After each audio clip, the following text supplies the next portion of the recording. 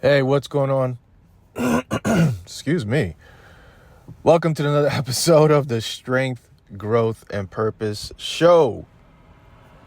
Trust everybody's doing well. I'm sitting here drinking my coffee on a Friday morning. I trust that you're on the path to do what you need to do for yourself. You're liking the person in the mirror. You're really getting comfortable with the person in the mirror first, because once you're comfortable, then you can do other things. I do hope that, not hope, I trust that you are taking back some time to invest in yourself for your fitness. And also that your relationships are getting better with yourself, with your family, with your friends, with, anything else that you're trying to accomplish, right? So, today I want to talk about being selfish about sitting with your wins and being happy about where you're at.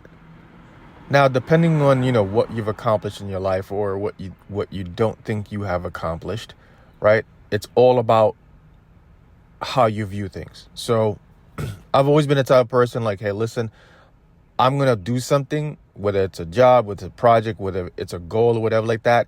And then I'm on to the next one. I don't sit with a lot of my wins. And then not sitting with a lot of my wins has caused me to devalue them in a lot of fucking different ways. So, in order to be relatable, like what I want to share, and whether you like it or not, whether you agree with it or not, right, are my wins. And these wins are for me on an introspective level. It's not to say, hey, pat myself on the back, look, I have a fucking ego. No, it's the fucking factual things that I've done. Now, let's start where I grew up. I grew up in Brooklyn, New York, right? I'm no longer saying that in the term of like, oh, woe is me, I didn't have the advantages. No, this is just telling you where I grew up. I grew up in a poor neighborhood. Both my parents worked. My father was a teacher. My mom was a social, worked in the city, social services sector, right? We lived in public housing, which people, New York City housing, or the projects, however you want to call it. And that's where I started, right?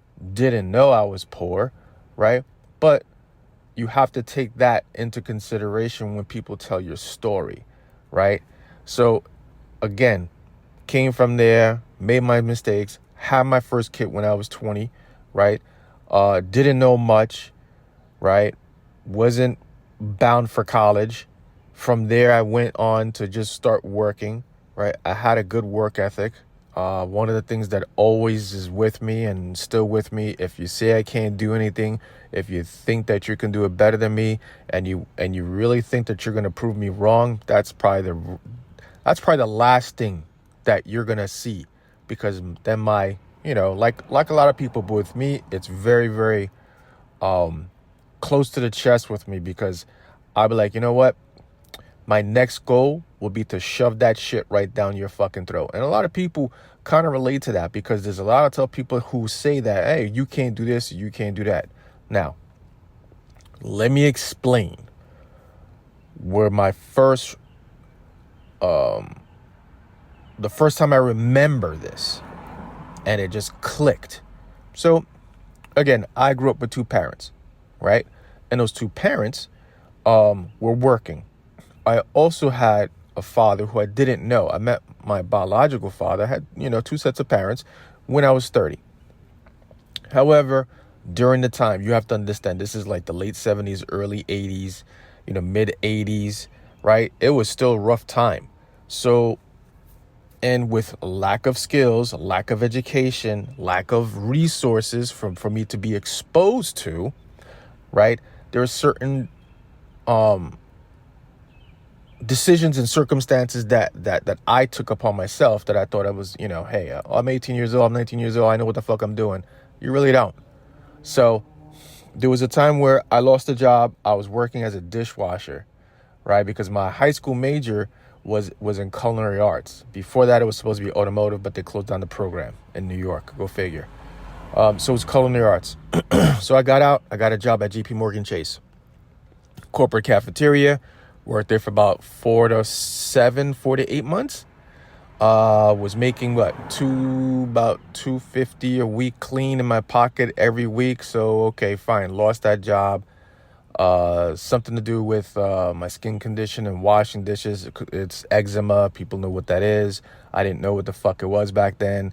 So now we fast forward, and I'm coming home and I'm miserable and I'm sad and everything else, and I don't know what to tell my parents or whatever like that. So I meet my father that raised me, right? And he's coming from home. He's doing what he's supposed to be doing, right? So he sees me and says, hey, what happened? What you doing over here? I says, nah, they let me go. They fired me, right? He says, what do you mean? How could you let that happen? Right? So I remember that conversation clearly because the next couple of statements changed me. And the statement that changed me was like, hey, listen, you're never going to find a job like that ever again in your life. Now, again, that period of time you have to understand, right?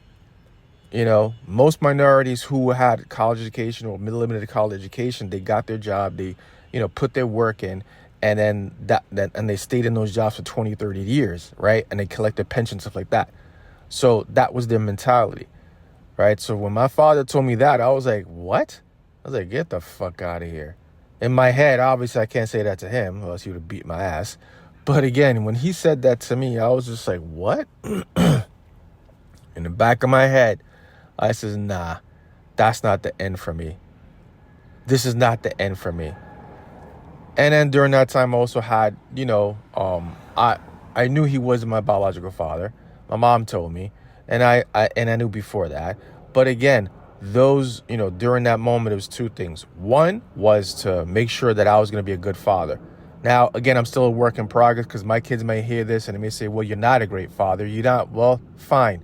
When you're a parent, then you can really fucking discuss that with me and understand how hard it is to be a parent with multiple fucking people who have different attitudes at every different day and trying to keep them fucking happy. So, back to this fucking story. So, now in talking about my father, right, and that whole conversation, right, I mean, imagine, you're 19, I could have just, fell backwards and in a spiral, but I didn't. Something in me was like, yo, nah, that's not going to be the end of my story. And the other part was like, hey, listen, I'm going to be a good father. I'm going to support my kids the way I need to. Again, if you're not listening to the perspective and understanding where my parents were coming from out of what? Fucking civil rights, the Black Panthers, the Young Lords, all that stuff happened to them, and they saw that. So once they get jobs, they're looking at it like, hey, listen, you know what? If you get a job, put your head down and work, because that's what they were taught. It's nothing against them. That was just their experience. So, again, I had to understand where and when and how I had to develop, or not develop, but where and when I realized I was going to make a change. And that was an early time for me. 18, 19 years old, what the fuck did I know about life? I didn't have my first kid yet. So, but again, you got to celebrate your wins. You got to fucking realize, you got to be selfish and realize, yo, you know what? Just because somebody says something to you doesn't really mean to have to stick. But if you're a realistic person, because a lot of people want to claim that they're real. Oh, I want to be real. Oh, I'm just being real with you. But nah, what they're really doing is they're not looking at themselves making this call to you, right? And they just want to tell you what they think that you should do without them having any kind of fucking experience. There are also those people who think they are real, who are just fucking opportunists, right? And now, I could be wrong, could be totally out front, but at 53 years old, I think I'm pretty spot on. And there's a couple of people who know exactly what I mean by this, because I've been on the receiving end of that before. So again, this is part one of this. There's probably going to be another part two, right? So that you get an understanding of the background. Maybe I'll publish this, maybe I won't. But it's something on my head. Maybe it's just for me. But if you are still listening to this, and if you're getting value, that means you still have fucking time to get out there and do what you got to do. Stop